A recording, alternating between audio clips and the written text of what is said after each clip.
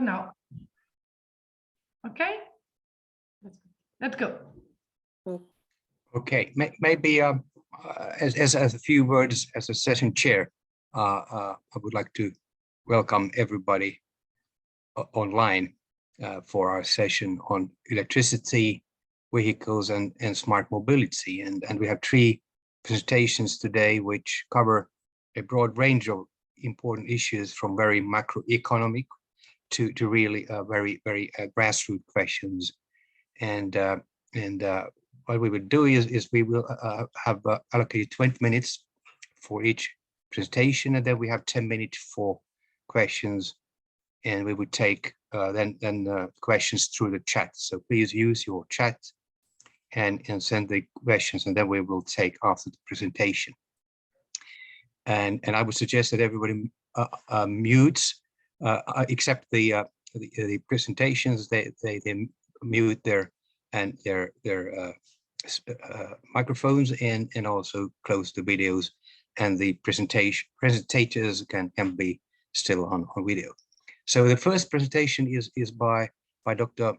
Marina Bertolini, who comes from the University of Padova, and she has worked on many aspects of energy, on energy markets, regulation, PPPs, and so on. And as an interesting detail, she has also founded an academics spin-off, the Economics. So that's maybe very interesting to see what's that about. But today she will speak about the optimizing urban traffic through vehicle-to-grid price system, and this is a very important theme for many cities. So I then just hand over the floor to Marina, and you can share the screen and your slides, and then we will get off. Please take the floor. Okay, thank you very much for the presentation. I'm now sharing the slides. Okay. I think you can also see it in presentation mode now. Okay. This is a work in progress, actually, with my co-authors, who are Giulia De Matteis from the Department of Economics, Marco Agostini and Massimiliano Coppo, who are from the Department of Industrial Engineering. All of us work at the University of Padova. And as the chair said, we try to study vehicle-to-grid optimization in the urban ecosystem. The motivation for this paper, as we all know, is that to fight against climate change, we need to decarbonize economy, and there are many political actions that suggest this decarbonization that can be realized through many channels. In particular, we have the Paris Agreement, which set the limit of global warming below 2 Celsius degrees. And then we have also the Sustainable Development Goals, and specifically then EU targets are to reach carbon neutrality by 2050, but we have also closer targets. So in 10 years we should lower carbon emissions by 40%, increase energy efficiency, and renewable energy consumption by 30%, more or less. The production and use of energy counts for the 75% of the greenhouse gases emissions, and that's why we are very interested in how to produce and use energy. Especially we are trying to increase renewable energy sources in the energy mix. The reason why we are looking at the transport sector with this work is that This sector accounts for the 25% of the emissions, and zero carbon solutions are encouraged by policies, and also they are gaining popularity in the market, even if we are quite far from a real development of this market, actually. So to reach the goal of the reduction of pollutions in the transport sector, the target actually it's very ambitious because we want to reduce it by 90%. The Green Deal, which is the latest policy document we refer to for the European area, suggested to reduce, of course, road pollution, to increase the use of alternative transport fuels, and that's why we are looking to electricity for vehicles, and to encourage digital solutions for mobility. And this is really interesting, even if it poses many problems related to privacy issues and data management. So the framework of this work is we have the ambition to develop an optimal public charging infrastructure, and then we will see why this is public, to support the development of e-mobility in the context of a municipality, sorry, and to design the optimal charging prices associated to charging stations.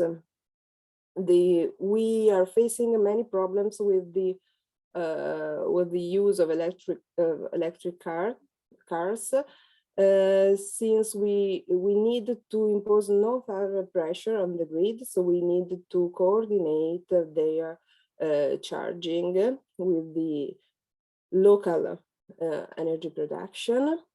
And that's why this mechanism should boost the integration of renewable energy sources, which are already present on the territory. And then we also want to include in this evaluation traffic management needs. So we need to balance two main needs. The first one is to keep the network stable, even adding many more users, which we consider electric car as a new prosumer in the network. And also we want to include traffic management preferences in the model, which is still a work in progress, because we think that the introduction of electric cars without considering which kind of municipality are we working on can be misleading.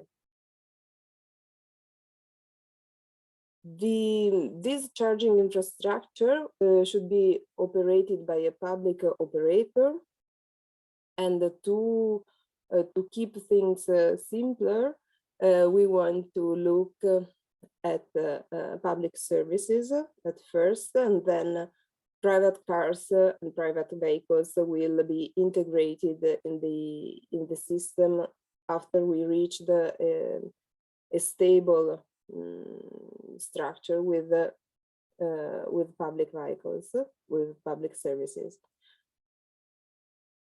So management needs are firstly focused on public services, and then we will also focus on other traffic management tools. To develop the charging infrastructure in the urban context, we need to optimize the number of chargers to install and the share for each type of charger.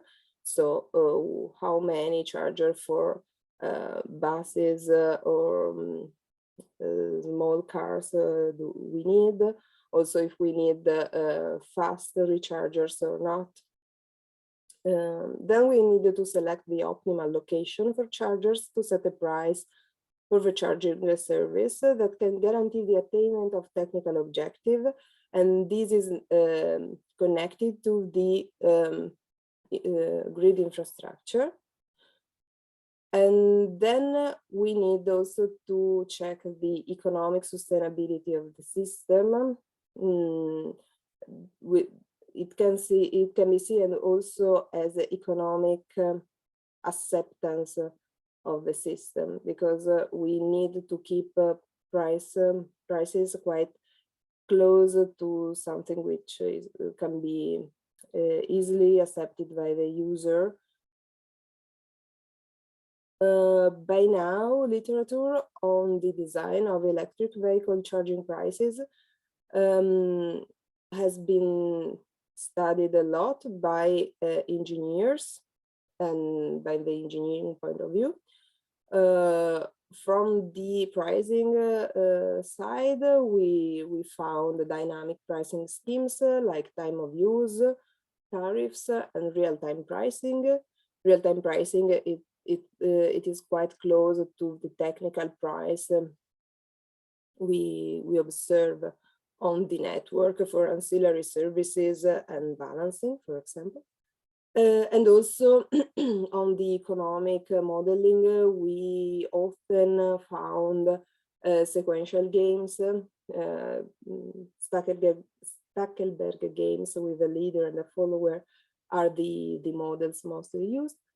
What we want to do here, and it is the novelty of the model, is to considering simultaneously network needs and also urban traffic regulation. And this is a welfare evaluation from the point of view of the municipality. Here we have the first problem, because there is not a single actor which is interested in network balancing, for example, and in traffic regulation. In Italy, we have, for example, the municipality who is entitled to manage traffic or to design the traffic in the town, often through tenders.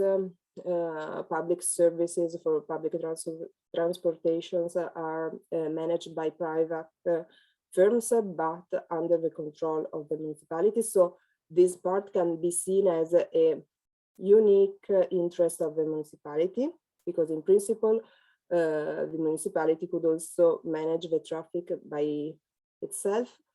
But on the other side, we have network issues, so network regulation, and this is the duty for the distribution system operator on the network, and balancing market is delegated to the transmission system operator. So we have many actors in the real world. Here we needed to find at first the different price components, and then we will design the division of these components depending on the relationships of different agents in the market. Also, maybe suggesting a different organization model. So the theoretical optimal charging price associated to charging station should be made up by three components. The first one is a baseline price for electricity. That is the one we can find on the market.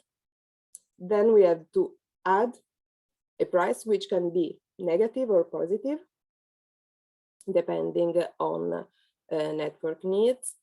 And we call it PET.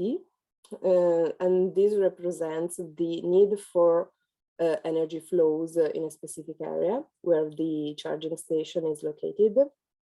And then we need to add a price, which is a policy price. So this price should reflect municipalities' preferences on that specific recharging station.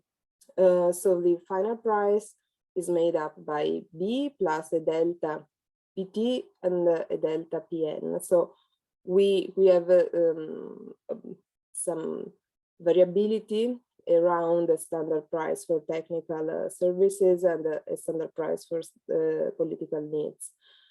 For the while for the technical price, we know, well, the electricity pricing model is quite well known, so we know why prices can be positive and negative in a specific node.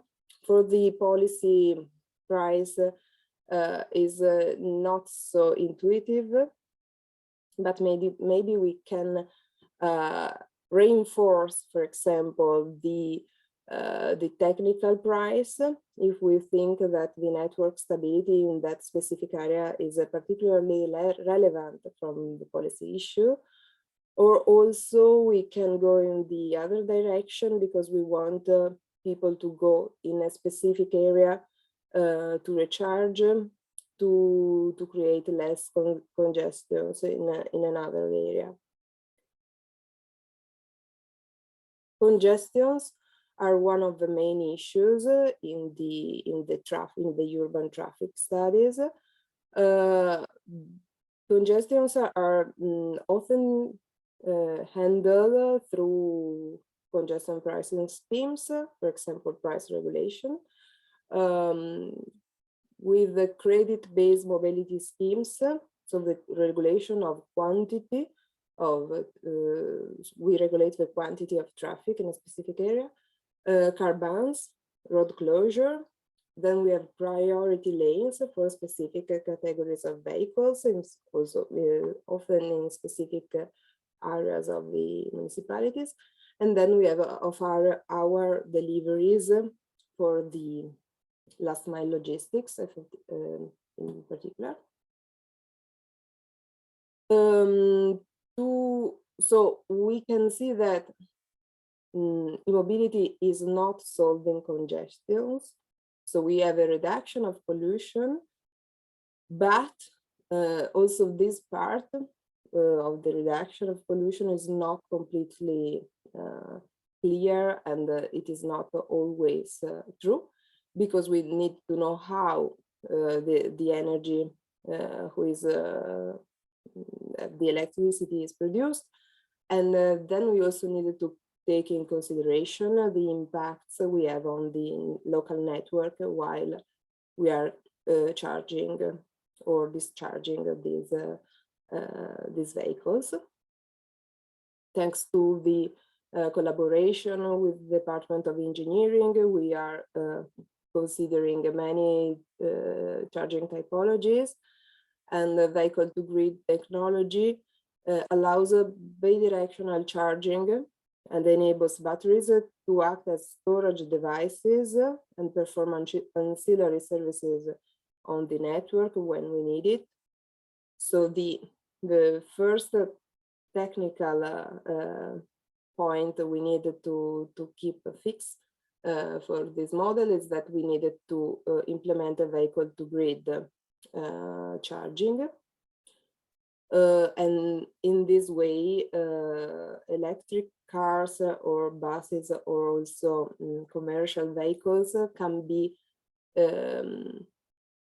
become batteries can serve as batteries for the network. Of course, this introduces new boundaries in the model, because we need to balance the needs for the use of the vehicle and the needs of the network. So we know that we have at a certain point this vehicle must be charged, and then we have a time constraint to charge it sufficiently to be used again, and this must be included in the optimization. And that's why these kind of models are quite difficult to be handled also from the economic modeling point of view. As I told you at the beginning of the presentation, this is only a work in progress. We are trying to define our model, and also we want to test it. So after having concluded the formalization of the model, we want to test the distribution grid's ability to minimize network contingencies. So we will test it on a specific network, assuming that we have a certain number of PVs and a certain number of wind generators on the network. Then we wanted to give a value to the traffic management price. And this is something which is very variable because we needed to do some assumptions on the preferences of the local regulator. Then we need to calibrate parametric price model to enhance its efficacy in the context of the smart city. We want to find some results that can be feasible for a local regulator. And of course, this is linked to the economic acceptance of the model. Finally, but we will not study in this work, this part, but of course it is something that it is very relevant for us also in economics, is to evaluate how to manage data collection and deliver information. Information are very powerful in economic models, and also we need to evaluate the privacy issue deriving from this kind of data collections. This technology is the vehicle to grid, which is the technical base of the study, is still relatively new, not so studied from the economic modeling point of view. But it can be very useful to support the development of e-mobility. The novelty of the work, at least for us, is doing the integration of the economic modeling with technical boundaries. And this shall be very clear from the technical price we will deliver at the end of the study. We want to contribute to create sustainable cities and communities and fostering the use of clean energy. This kind of models can be very helpful in RES integration. And also, we want to make it explicit the value of policy decisions related to electric mobility, because by now we have a lot of pilots on electric mobility in many municipalities, but these are mainly driven by the supplier. What is needed is more consciousness from the municipalities, because when they are planning to introduce electric mobility services, they need to know which are their targets, not only on the energy side, but also on a wider side. So considering also planning, urban planning.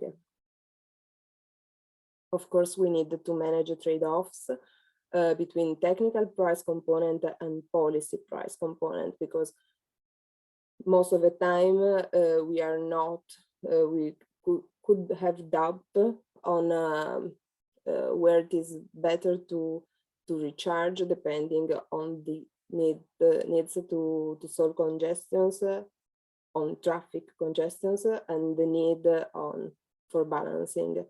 This last point can be at least partially solved by deciding where to locate charging stations, because the information on network needs are not, of course, are not revealed to other agents, but trying to relax this limit, we could find a more efficient solution for the management. And that's all on my side. Thank you. So thank you very much, Marina, for a very interesting presentation and indeed very relevant for decarbonization, thinking about the importance of transport. I think we have time for a few questions. I don't yet see any questions in the chat, but let me just make a question, or maybe this is slightly technical, but thinking about a larger fleet of cars, as we would do have in urban areas, would you need to put some kind of rules on charging and maybe discharging also, if you have vehicle to grid modes, some kind of rules on how you charge the cars, because you can't charge most likely all the cars at the same time. And if you think about a pole that we have which charges a car, so would there be some rules how long time you can be charging? So what kind of smartness may we need on the charging level to have to in a way be able to find optimal schemes? Would that be important? Yeah, this is important, and I think that partially it could be, it is an information that could be delivered through prices. So we match, in a certain sense, time of charging with other needs. So we can have a dynamic pricing for the car, but this is in principle it does not imply a continuous change in price, but we can set a tariff for the first half an hour, for example, and then increase it if we wanted to have less cars in the charging station and favor a turnover in the charging. I think that this can be true in specific times of the day, while in other times we need to have more cars there absorbing energy. So, and in this sense, the dynamic pricing model is, yeah, it is complex, but it gives the possibility to be flexible and to drive people and other fleets to the right station during the day. So Lucas also asks in line of this as you have this kind of technical and economic constraint in the modeling. So how important would you think this kind of societal constraints that may be there again in terms of waiting time for charging, or the question of maybe trip anxiety? Would you have enough electricity to get to your site? So how important would you think those for the modeling and also for the policy cost, price of policy in some way? Yeah, the point is, well, the starting from public services should help in the main structure of the model, because we know which are the needs for public. I don't know if I catch all the question, because I had I lost a bit of the connection, but so sorry if I'm not answering. So please tell me if I'm not answering. So the main part of the structures should be at the beginning, at least at the beginning, should rely on public services, because more or less we know how to organize them. Then, thanks to data, we can also catch the behavior of public vehicles, private vehicles, and try to fit the model and to find a way to drive them to the network needs, let's say. Of course, we have a network which is fixed at the beginning, but probably we could also decide to, for example, to implement a new power station. So after a while, because if we observed that we need more energy in a specific part because the electric vehicles are much more present than before in my town, in the town. I can also decide to add power generation. The starting Okay. point is Yeah. the network we have. All right, I think it was very good questions and answers. So what I would suggest that the next presentation, we will actually follow up some of the points that we discussed here. And we thank you so much, Marina, for your good presentation indeed. So now we move forward, and next we have Dr. Lukas Gnam from the University of Applied Sciences in Burgenland in Austria. And Dr. Gnam will speak about optimizing a company fleet of electric vehicles under technical and social uncertainties. Dr. Gnam has a doctoral degree from the Technical University of Vienna and is working both in academic research at the University of Applied Sciences in Burgenland. So also herzlich willkommen, Dr. Gnam. Also Morgen. Ihnen die Möglichkeit, dann die Präsentation zu geben. So welcome, and I just give you the floor now. Thank you. Thank you for the warm welcome and the short introduction.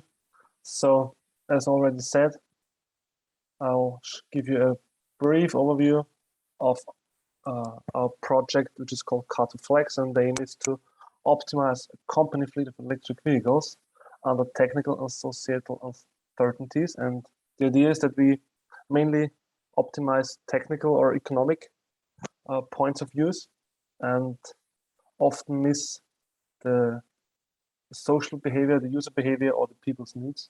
And as we say in our working group, we always usually have the technical solution, but people need to adopt it.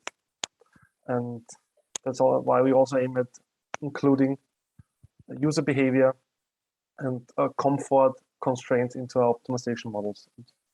In the beginning, as already in the first presentation said, the share of electric vehicles is increasing, and in Austria we see in the current year 2021 about 90% of the newly registered cars are electric vehicles. You see in the slide that this is about 10 percentage points more than last year, and it's going to increase even more in the next few years. And this also puts new challenges onto the power generation, the grid infrastructure, and also companies now tend to transform the company fleets from fossil fuel cars to electric cars, on the one hand because of tax reducers and subsidies, and also from a cost point of view, but also you could say it's more of being more green, more carbon neutral. And as the Austrian government introduces with the start of the next year also carbon dioxide taxes, this becomes more and more attractive to transform the classically fueled fleets to more carbon neutral cars. So also for the energy transition, it's essential that we transform the mobility sector. And the thing is that in Austria we have a large share of renewable energy sources, and especially in Burgenland we have lots of wind power, lots of photovoltaics and PV systems that need to be integrated into the grid or the energy system. These pose tremendous challenges, and the idea is to produce and to consume the electricity on a local level. And that's also why we set up this Car2Flex project, where we aim to increase the locally consumed share of renewable energy.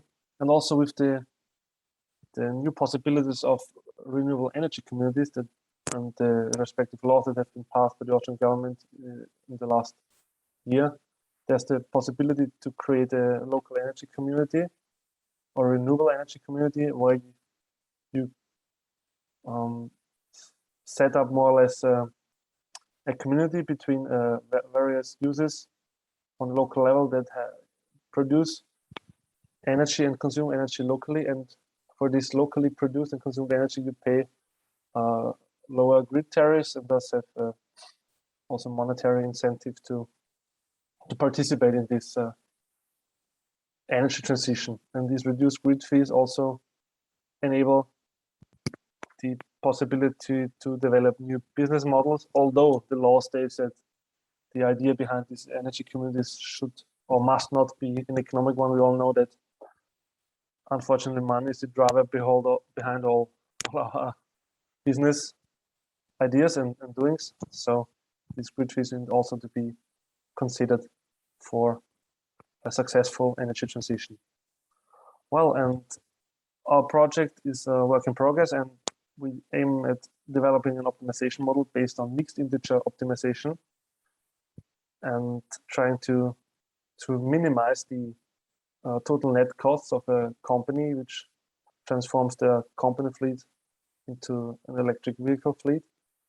And we also include in the optimization model the option that either an already installed PV system or energy storage or battery storage is used for vehicle to grid, or generally the energy system for the company. And if there's none of these options available, there's also an investment decision considered if the company should invest in the storage systems or PV systems. And the provided data we have comes in 15 minutes resolution for a whole year. We conducted our first simulations for the year 2019, and I'll give you then a short overview of the data. And for the first case, we considered a small company with only 4 electric vehicles and 1 charging station. And we considered the option that we could charge all cars simultaneously, and also considered bidirectional charging to exploit the vehicle to grid possibilities. And in the optimization model, there is the potential to model different types of electric vehicles. For the first use case of the first evaluation, we stick to a single model type, which I will go into detail a bit later. And the main novelty is that we want to include also comfort constraints. As I already mentioned, most optimization models are limited to some kind of technical constraints, and try to capture user behavior or to drive user behavior in some direction based on pricing. And we try to extend these techno-economical models by, for example, including the temperature inside the car, the ambient temperature, that also has a direct influence on the driver's comfort, and compute the power needs for heating or cooling depending on the air temperature and the time of the year. And also we need to include estimated travel distances, number of business trips, and the aim is to provide the employees with a fully charged car at their desired time of departure. And also, if you then scale up this idea to include more electric vehicles and more charging stations, you need to come up with some management algorithms to fully charge all vehicles, because it's simply not economically feasible to build a charging station for each electric vehicle. And this also plays into the societal and comfort constraints, because if you tell the employees every hour or so to connect and disconnect and repark the cars, they are most likely not going to like the transformation from a fossil fueled company fleet to an electrical fleet. So you need in advance to come up with some kind of charging strategy. And also, vehicle to grid functionality is of advantage for the company itself, because it can increase the share of renewables if you have a PV installment, or you can benefit from the dynamic pricing and more or less buy electricity at cheap prices and sell at high prices. And I'll give you the results a short overview of what is achievable. And as we said, the social and comfort constraints. In our project, we first assessed the thermal comfort of the driver based on the predicted mean load by Fanger, which you can see this is also already been known for about 50 years. And you see in this graph that the predicted percentage of dissatisfied people increases or with either on the left side if the temperature is too cold, or on the right side if the temperature is too hot, and the amount of dissatisfied people that is below 10% is more or less regarded as the optimum interval of temperature, and we aim to keep the car inside temperature around this interval, and this directly has an influence on the electrical consumption of the car, which is that's not only due to the driving consumption, but also from heating, cooling, and this kind of services. And we know that the air temperature has the most influence, so we only consider in the first step the air temperature for these comforting constraints, and the others like radiant temperature, air velocity, or personal activity level is not that important if you drive a car. And you see that the air temperature boundaries are set to be between 20.34 to 25.55 degrees centigrade. This is considered the optimum level where the percentage of dissatisfied people is below 10%. And this is one way of us trying to include these societal and comforting constraints into the techno-economical mixed integer optimization model. So, as I already said, we aimed at investigating a small company with about 8,000 kilowatt hours per year of energy consumption. This is in Austria regarded as a small enterprise, and we set up the optimization model also to choose if the company should invest into PV system or battery storage system to provide energy for the company itself and also for the charging the cars. We considered 4 Nissan Leafs with bidirectional charging with a maximum of 22 kilowatts, and we evaluated 2 different scenarios. One was only the EVs are only chargeable at the charging station and there's no vehicle to grid options available, and the second one is the bidirectional charging, where we can use the company cars more or less as storage systems or as batteries.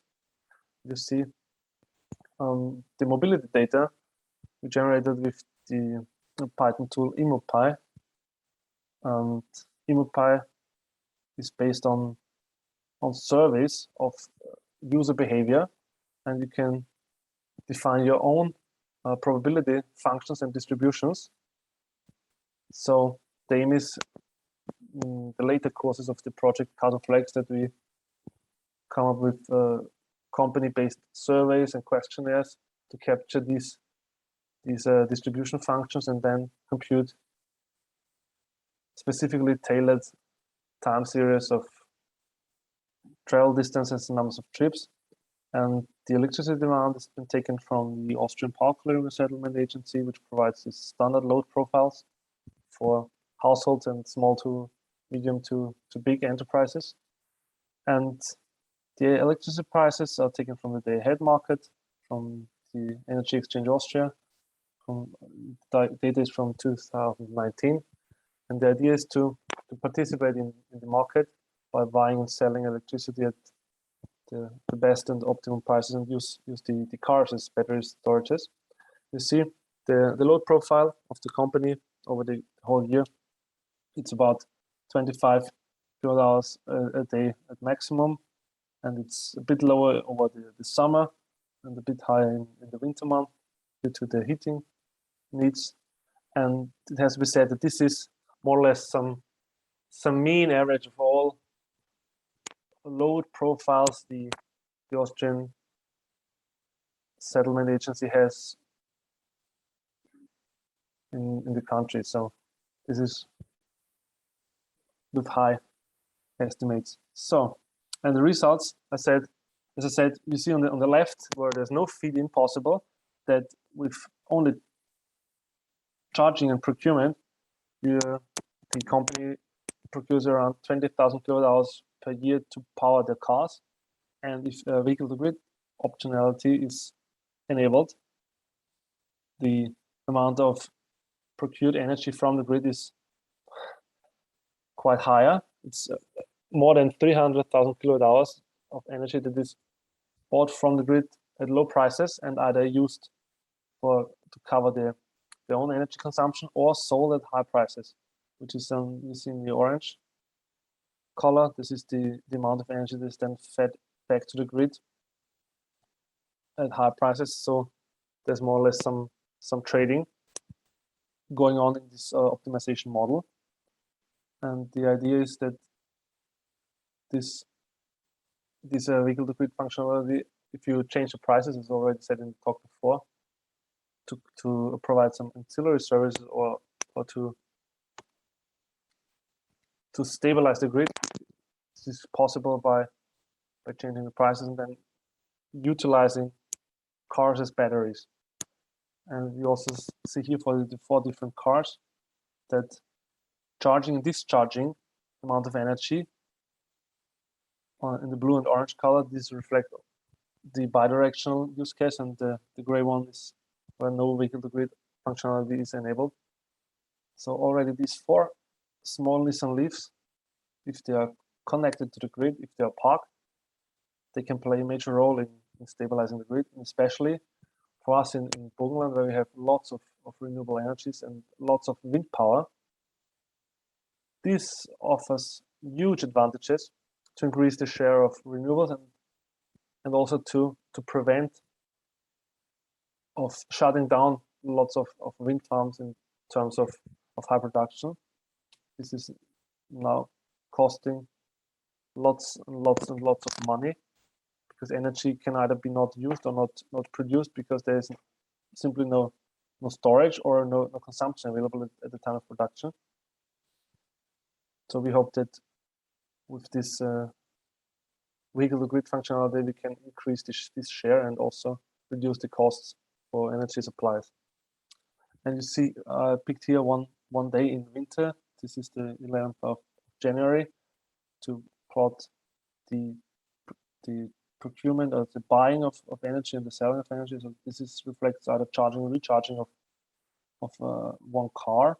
And you see in times of high prices, which you can see around 5 or 6 in the evening, that the car's battery is used to feed into the grid and to sell at high prices. And in the mornings or in the night hours, you can charge the car with cheap energy. And these 4 Nissan Leafs have enough battery capacity to cover the travel needs, so that the users can drive to their destinations with enough energy left to return to the charging station, then participate in the energy trading. And on summer days, there's a bit more hop and drop, as we say. Lots of charging, discharging happening over the days as the energy prices fluctuate more. This is due to the high increase of wind energy and photovoltaics over the day. And you see also one challenge here, that if we switch quite often from charging to discharging, this can reduce the battery lifetime of the car. So we either limit the charging discharging cycles over a day, or we believe in the car manufacturers that say it works as long as you use the car for 5 to 8 years. But as you all know, we will see the truth soon, as how long the batteries can participate in such kind of trading. And to conclude this short overview of our project is that we think that this vehicle-to-grid functionality could improve the economic feasibility enormously for transforming company fleet to electric vehicles. However, you need to take into account the number of charging discharging cycles per car and day, as the battery lifetime is crucial for the economic feasibility of the car itself. And as I said in the beginning of the talk, we also provided the optimization model with a decision to invest in PV or battery storages. And for small companies, this is not yet feasible because the prices for PV installment and battery installment are too high. So it's cheaper to procure the energy from the grid for charging the cars and for covering their own electricity consumption. And the further challenges is that as lots of bigger companies already have PV systems installed, and the number of users in the electric cars is increasing. We need to manage the charging behavior, and we need to capture the correct user behavior, because employee driving behavior is quite different than the average driving behavior, because you do not need to run for errands or do your shopping in the weekends. And usually you go to your appointments or deliveries only. And also one big question is, how can we include the demand and the PV production forecast and also weather forecasts and their uncertainties better into the optimization system? And as this first study showed, there is high potential, but there's still some challenges to tackle to successfully provide a tool for companies to check if the transformation of the company fleets is technologically feasible, economically feasible, and how this can also increase the comfort of the users. So thank you for your time. This is all I already said in the future work, so thank you. Yeah, thank you very much, Lucas, for a very interesting case and a very, very nice analysis. So just a few questions. When you look on it looks like that the discharging of the car batteries is very important. So you have very active charging cycles. I wonder, did you also include the cost of the discharging? Because each cycle, if you use for vehicle to grid, that will wear the battery. So there's a cost for each cycle. So how critical would that cost be for this kind of charging? It is discharging? Very critical, because if you do too many charging recharging cycles, this reduces the lifetime of the battery. And we try to capture this with the investment costs and on the efficiency side, so that the discharging efficiency is way below the charging efficiency, to somehow capture these costs. Yeah, but we need to limit the charging and discharging cycles, and we're still not sure how many cycles are ideal per day. Yeah. So we now went for the approach that we do not limit them at all, to see what would be in an ideal world with ideal batteries that do not lose any efficiency. And you see that this charging, discharging leads to thousands of cycles per year, and this is not feasible. Yeah, that's right. And I guess also in the winter time, as you mentioned, that the thermal management of the battery and also the battery capacity comes down when it's cold. Yeah. So that may put some limitation how much you can discharge, particularly in the winter season then. That's it. And in the winter, or also in the summer season, because if it's too hot, the cooling consumes a lot of electrical energy from the battery, and this is often not reflected in these optimization models, because you simply consider the consumption of going from A to B for, I don't know, 10 kilometers or 15 kilometers.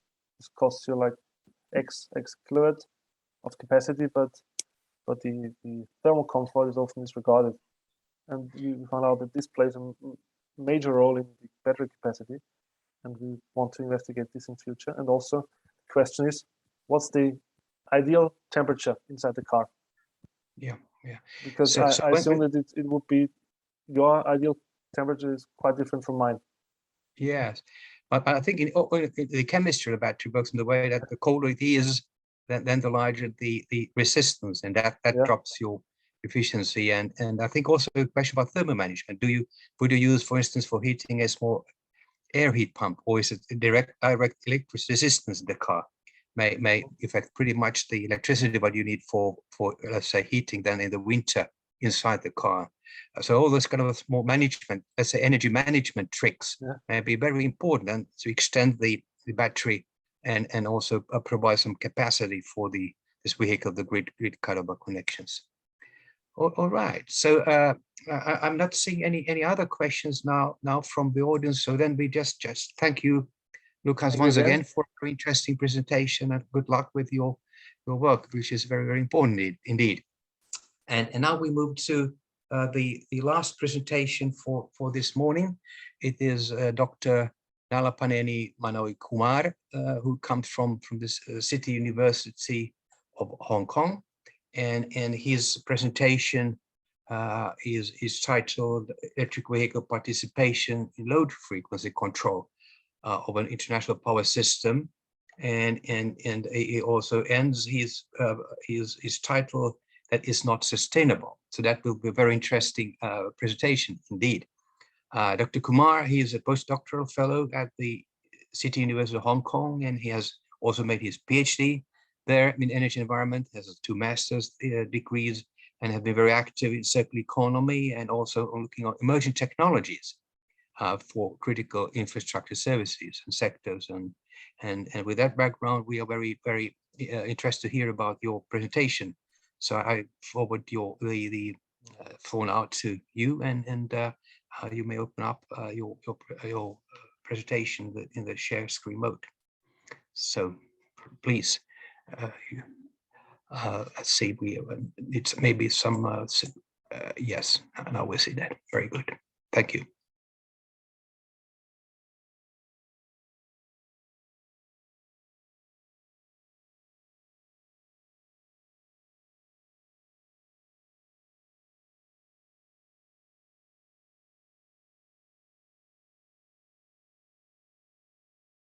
So please unmute now, Nalapaneni.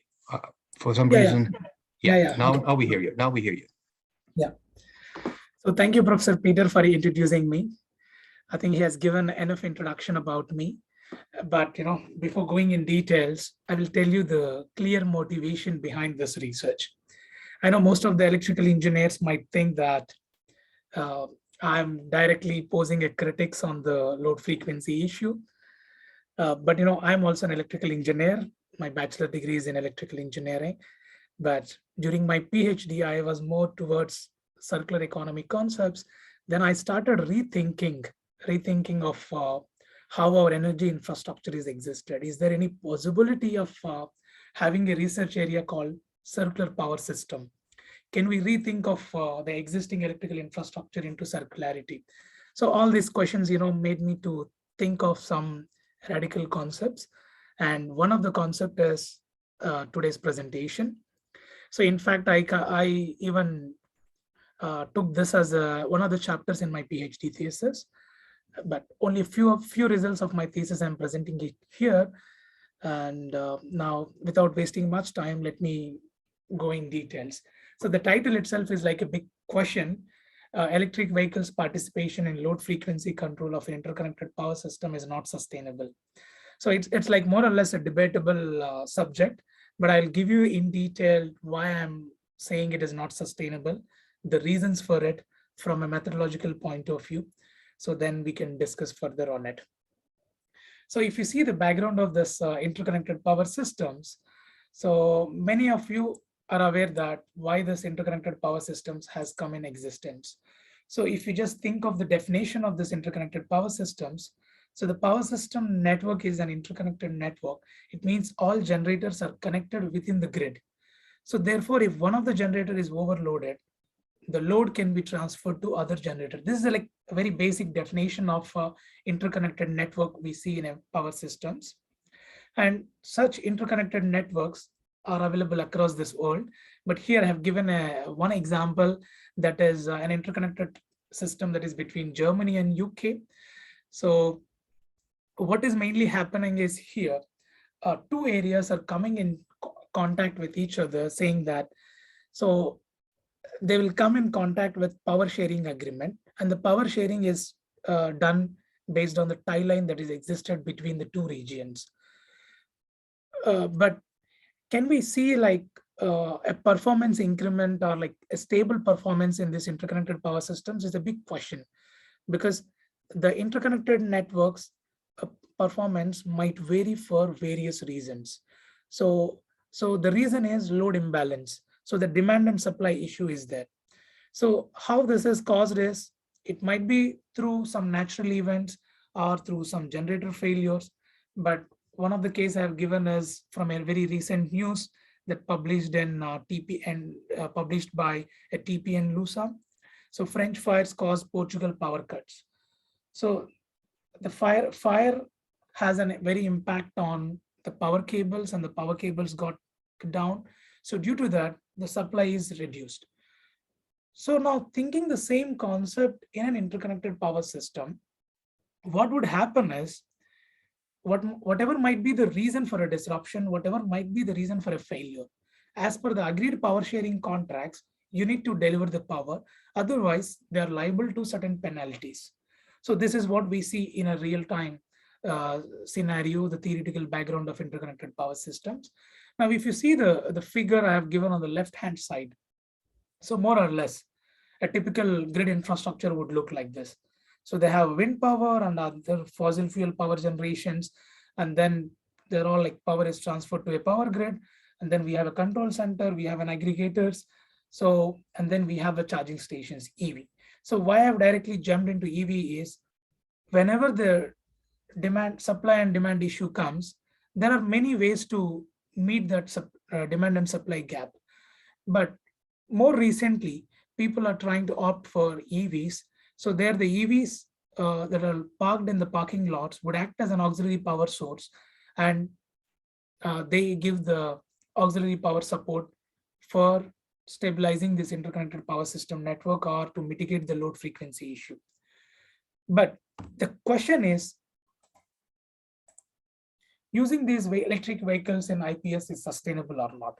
So why I'm talking about sustainability is, batteries are coming up with various materials. They're made up of with lithium, cobalt, nickel.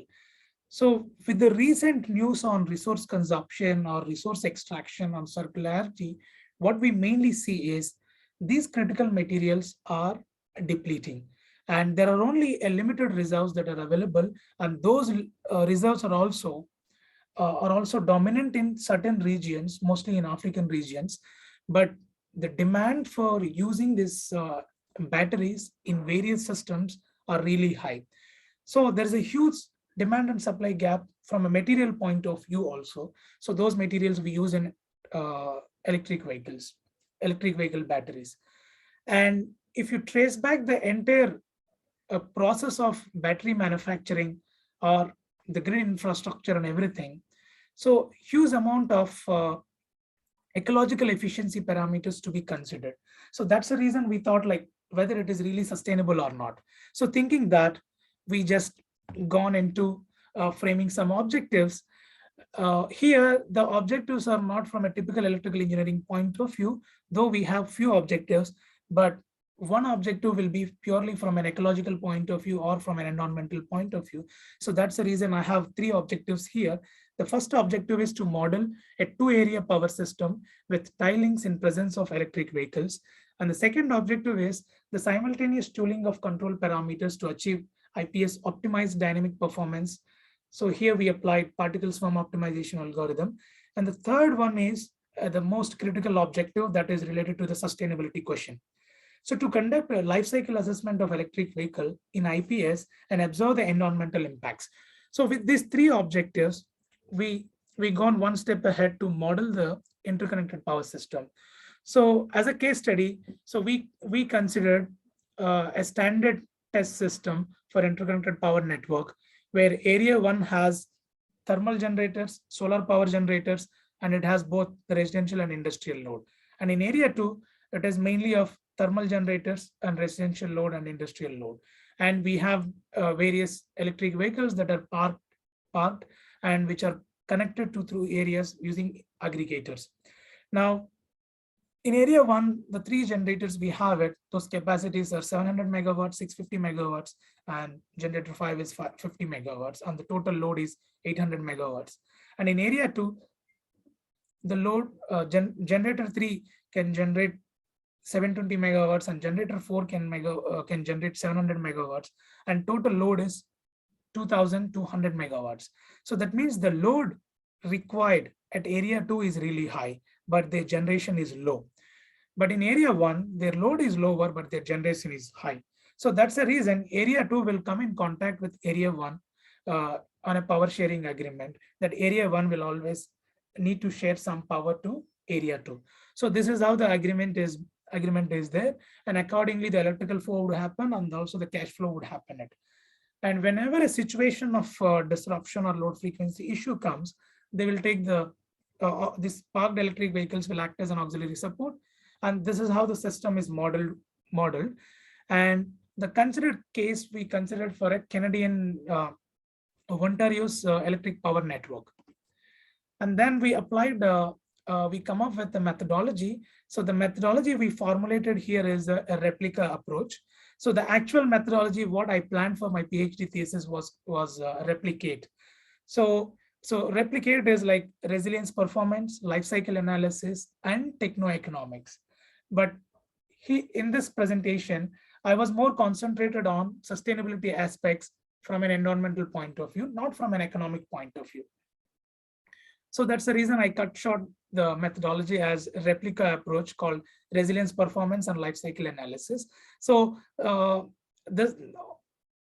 the mixed methods is from my side, but the individual methodologies are taken from different literature articles. So the resilience performance methodology is taken from Igor Linko article that is published in Nature Climate Change in 2014. And also the resilience concepts that are also published by Nature Scientific Reports. And then the LCA methodology is like very common as per the ISO standards 14040 and ISO standard 14044. So which is approved by many of the industries. So now for evaluating the resilience performance, so I used simple MATLAB programmings, and for lifecycle analysis, I have opted for CIMA Pro industrial tool. So where I further used the methodology that is approved by various industries called a recipe methodology. So though like many people use IPC standards, because IPCC is the one which gives the emission factors of electricity, battery, or coal, or any type, they just give it. But here we don't want to just have the emission factor, averaged emission factor, because that will not give any demographic specific results. So if we wanted to have sustainability impacts quantified for a demographics, we always need to go for a specific methodology that is applied on a local level by having a data sets from Eco Invent 3. So that is why I opted for life cycle analysis, where recipe method is applied as per the ISO standards. So now the resilience performance I see here. So the resilience performance is mainly talks about how we mitigate the load frequency issue. So if I wanted to address the load frequency issue, I need to put some disruptions in the systems, in the interconnected power network I have it. So what I did is on the generation side in the area 1, the area 1 need to transfer energy to area 2. So if there is any imbalances in power generation at area 1, so then the load frequency issue might arise, and area 1 should provide a penalty to area 2. So that's the reason I have considered 4 different cases where I sequentially varied the failure rates from 5% of power failure, 10% of the power failure, 15% of the power failure, and 20%. So this way I just calculated the percentage of load change due to disruptions and the power deviation that occurred. And because of that, the total load change in the disruptive event is estimated, and the energy capacity of EV that is required is also estimated. So what we observed is the energy required that is varied between 62.75 to 251 megawatt hours, depending upon the load change that is given in the different disruptive events. So now So the PSO algorithm and the control parameters what we've used have resulted that the load frequency issue can be addressed with less than with a settling point time of 20 seconds to 46 seconds. Of course, the time that is taken for addressing this load frequency issue is varied based on the percentage of load change that is applied in different disruptive events. And similarly, in area 2 also we have identified the settling time and frequency changes, where we estimated that it is from 18.60 seconds to 43.81 seconds. So the results what we observed are not under primary control of LFC, but however, they are in secondary and tertiary control of load frequency issue with electric vehicle participation. Now, when you see the environmental sustainability results, so this is the most crucial step we have taken up here. The reason for it is data collection was huge, because we need to collect the data from starting from a raw material point of view, like where exactly this lithium or different materials are mined. So all the data has to be collected. So what we did is we try to extract the raw materials data in a lithium-ion battery, and then to manufacture a cathode, anode, and other parts in the battery, how much amount of material is required, how much amount of electric consumption is required, how much water is required, all the materials. So energy, water, and materials are taken it. Then we further gone one step ahead for cell manufacturing stage. Then we went one step ahead for pack manufacturing. Then the battery will come into electric vehicle. So this is what we call as the first use in electric vehicle. And for comparative results here, I have shown the case of spent electric vehicle battery participation in LFC, in load frequency control. So that's the reason the total life cycle of a battery is changed from a cascading use point of view. So the first use of a battery in electric vehicle is given here. Then once the first use is done, it is gone to repair and refurbish, and then it can come to electric interconnected power system, or it can directly come from first use of electric vehicle to interconnected power system too. So, but in order to estimate this life cycle emissions, we always need to have a functional unit. So the functional unit is like 1 kilowatt of energy. So 1 kilowatt of energy that is stored in battery is taken as a functional unit to evaluate the whole life cycle impacts. So then the energy mix, what we have considered is Ontario power grid in Canada. So then what we estimated is we found different life cycle stages of EV battery. And then what we observed is the global warming potentials for functional unit. So the functional unit is like 1 kilowatt hour. So it will become like CO2 per 1 kilowatt hour. So for battery manufacturing and for use in EV, remanufacturing, reuse in IPS, and overall. So what we observed is in the battery manufacturing stage, there will be huge amount of emissions. Then followed by its use in electric vehicles, the emissions are high. But in the remanufacturing stage, the emissions are quite less. And also in the reuse phase of interconnected power system, also there are lower emissions.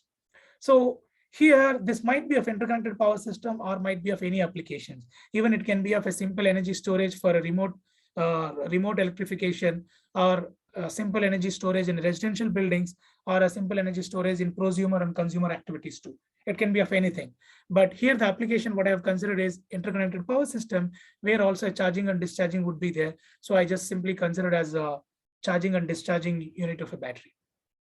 So, and then we compared the global warming potentials between electric vehicles and spent electric vehicle battery participation in LFC. So what we observed is the amount of emissions that are released with EV participation in LFC at a 20% disruptive rate are really higher than the same with spent electric vehicle battery participation in LFC. The reason for having lower emissions here is after the first use in electric vehicles, these batteries has to be dismantled or it might go to landfill. That is one of the reasons. But instead, we are trying to extend its life for a power system applications. That means the amount of emissions mitigated are really higher when you see from a systems point of view. So that's the reason we say that EV participation in LFC is not sustainable, but spent electric vehicle battery participation in load frequency issue is sustainable to a certain extent. And the conclusions what we have is the frequency deviation and power imbalances are appropriately controlled in 2 areas, and the tiling power deviations are also reduced considerably. And other key conclusion we observed is the load change increases, the time taken for addressing LFC parameters is also increased in both spent electric vehicle batteries as well as EV batteries. And it is also observed that using EVs in IPS is not sustainable given the constraints related to national energy mix and type of energy resource used for charging. So why I'm pointing out this here is when we use EV in LFC participation, the only parameters that we considered apart from its life cycle emissions in the manufacturing stage are the energy that is used for charging. So if the energy is coming from purely renewables or purely from green energy concepts, then we can say that the batteries that are used in LFC might be sustainable. But however, the Ontario's national energy mix is 40% only renewables, the rest 60% is fossil fuel based. Similarly, there are many countries, and not all countries have 100% of their national energy mix is renewable. So that is the reason we strongly quote that EV participation in LFC, even in Europe, even in Asia, and in American continents, it is not sustainable at this point of view. And also, the key reason for opting for spent batteries would be the charging and discharging conditions or the battery life cycles can be improved if we use EV batteries just for EV applications, so that the life extension can be there. Though the life extension may not be like 20 to 30%, it might be a less than 10% of EV batteries life can be extended. And after that, we can still use it for interconnected power system or other renewable power system. So this is my conclusion and my judgments why I'm saying electric vehicle participation in interconnected power system is not sustainable. And we have some future works in this, though I have presented a preliminary study here, so that did not consider many aspects. So these aspects includes charging system types, whether it is ultra fast charging, moderate or slow charging systems, and also different EV types, how different EV types could influence the load frequency settling times. And also, if your EVs are charged by community microgrids or a smart grid that is based on renewables, how the impacts would be there. Then the other one is increasing the number of connected areas. So how fast you can reduce the, you can have a settling times so that the LFC can be mitigated. Another thing is hybrid combination of batteries with other storage systems can enable sustainability or not is a question. We are even looking at it. And what about the impact or the influence of other controllers and optimization algorithms? So these are the future works we planned it, and currently we are working on it. I think soon we might come up with some impressive results. And thank you. That's all for today. If you have any questions, please feel to ask. Yeah, thank you very much, Dr. Kumar, and for very important and interesting analysis. And if I may perhaps start with a few warming up questions. First question is if just related to the latter part of your analysis, where you show the kind of a second life battery versus the kind of a let's say a virgin battery. And I wondered the differences are not that large. So when you look on the LCA of the second life battery, would you include some of the let's say global warming impact from the virgin, or how did you calculate the second life battery in practice? Oh, the second life battery in practice, how we calculated is we have taken a test battery from a charging station, Tesla charging station at my university, because we have one public charging station. They have end of life batteries. So we took this end of life batteries, and what we identified is first we tested the battery for its state of charge and depth of discharge, and the number of cycles we have it, usable life cycles for power system applications, we quantified it. And the next step, what we did is, once we identify that it is suitable, we try to repair it, because we cannot just use it, because it might have a complications, maybe a burnout might happen, or thermal limitations might happen. So what we need to do is we need to change the casing, packing and all. So when we change the amount of material that is required again for packing, repair, refurbish, we quantified separately, and we created a life cycle inventory database for that. Right. And once So, we used an interconnected power system. right. So this kind of modification and the global warming protection of that is mainly mainly. Yeah, So, that so is you the reason wouldn't. we have remanufacturing. There are slight emissions. Right. Though those Right. emissions are not too high, but we have 0.05% lower. Right. But indeed, in terms of the penalizing for the battery materials, etc., so that's not done. That's then in the virgin battery, not in the second life battery. Yes. But yeah, okay, all right, very good. Any other questions? Let's see. Let me also ask a question. Just looking now on the electric system itself, with this kind of disruptions that you have. Typically, the inertia of the system affects your frequency, and we talk about, let's say, time frames from tens of seconds to about half a minute, and I wonder if you would combine demand response with the battery, so you would use the battery less and maybe combined with other things. Would that look much better than for the system? Yeah, that's true. Actually, we are working on some load scheduling algorithms, but the results are not yet ready. So that's the reason I haven't presented. But we even started working on having a demand response as well as the blockchain integration, so that the aggregator, the time required for aggregators to gather this energy would require lower. So we are working on that protocols. Right. And I guess also when we speak about kind of seconds here, so maybe in the future supercapacitors, maybe they don't store much energy, but they're very quick. So that could even be some combinations indeed. Yeah. So that's the reason I put that as a future work, because we want to use that's what I recognize. That was a very good idea. Yeah, indeed. Yeah. All right. So we have a question from Lucas here now in the chat, and he asking is that what is thinking about the manufacturing of the batteries and its sustainability, which I think you correctly now. Yeah, yes, Lucas. I think the battery remanufacturing. So the main question is, can we change the manufacturing steps to increase the sustainability of a battery? I am not sure. I know that due to the stacking and packing and whatever, the glue the things together, that it's almost impossible to recycle those materials, right? That's true. Yeah, from design point of view, we can change the battery manufacturing itself. It's allowing the consumer responsibility and prosumer response, product manufacturer responsibility. It's like having a design thinking from a recycling point of view. So that can be done. That is one of the elements under circular economy.